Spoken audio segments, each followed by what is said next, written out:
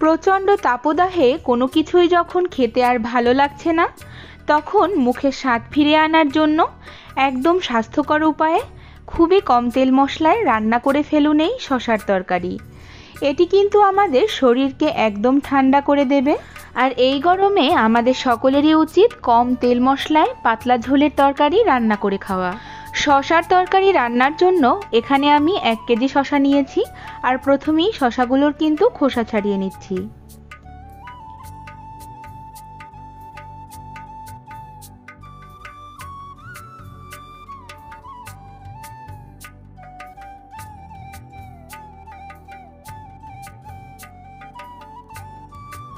প্রথমেই শশাগুলোকে দুভাগ করে নেব, এরপরে ভেতরের যে বীজটা রয়েছে সেগুলোকে আলাদা করে নেব।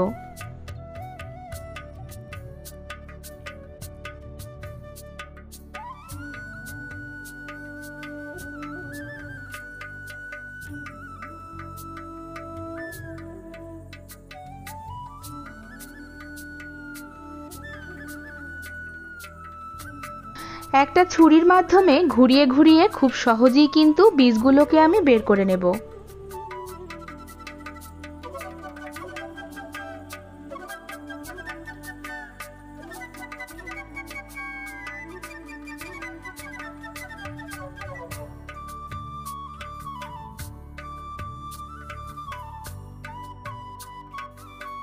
এবারে শশাটাকে কেটে নেওয়ার পালা। ছোট টুকরো করে সব শশাগুলোকেই কিন্তু কেটে নেব, তবে আপনারা অবশ্যই আপনাদের পছন্দ মতো করে কেটে নিতে পারেন।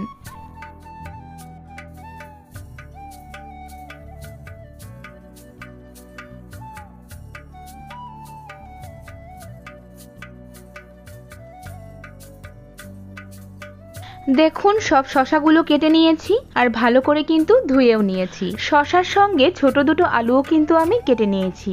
আর আসল উপকরণ হিসেবে নিয়েছি 100 গ্রাম চিংড়ি মাছ, ভালো করে কেটে ধুয়ে নিয়েছি। একটা কড়াইয়ে পরিমাণ মতো জল দিয়ে দিলাম, সঙ্গে দিলাম স্বাদ মতো নুন, হাফ চামচ হলুদ গুঁড়ো আর 3টে চেরা কাঁচা লঙ্কা। জল ফুটে গেলে কেটে রাখা শশা আর আলুগুলো দিয়ে দিচ্ছি।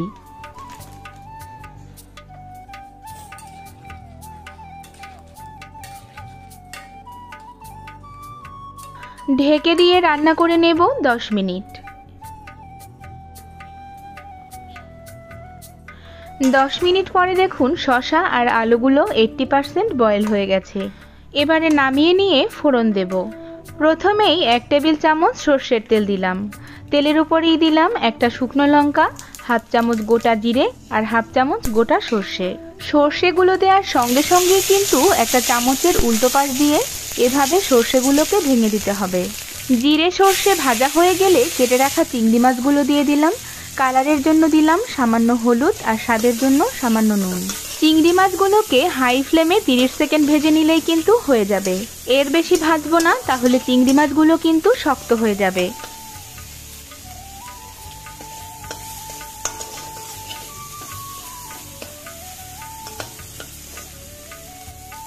মাছ ভাজা হয়ে গেছে, এবারে সিদ্ধ করা শশা আর আলুগুলো দিয়ে দিচ্ছি। আপনারা হয়তো ভাবছেন মাত্র 1 টেবিল চামচ তেলে কি রান্না করলাম, কেমনই বা খেতে হবে, তাই না?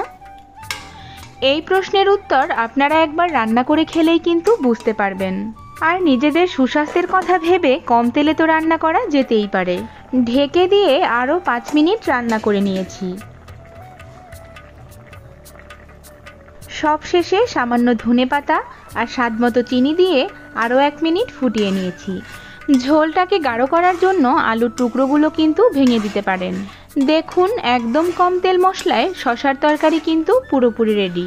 এবারে নামিয়ে নিয়ে পরিবেশন করে নেব। আজকের এই ভীষণই স্বাস্থ্যকর শশার তরকারির রেসিপিটি আপনাদের কেমন লাগলো সেটা বাড়িতে রান্না করে খেয়ে আমাকে কমেন্ট করে জানাতে ভুলবেন না। সকলের সুস্থতা কামনা করে আজ এখানেই শেষ করছি।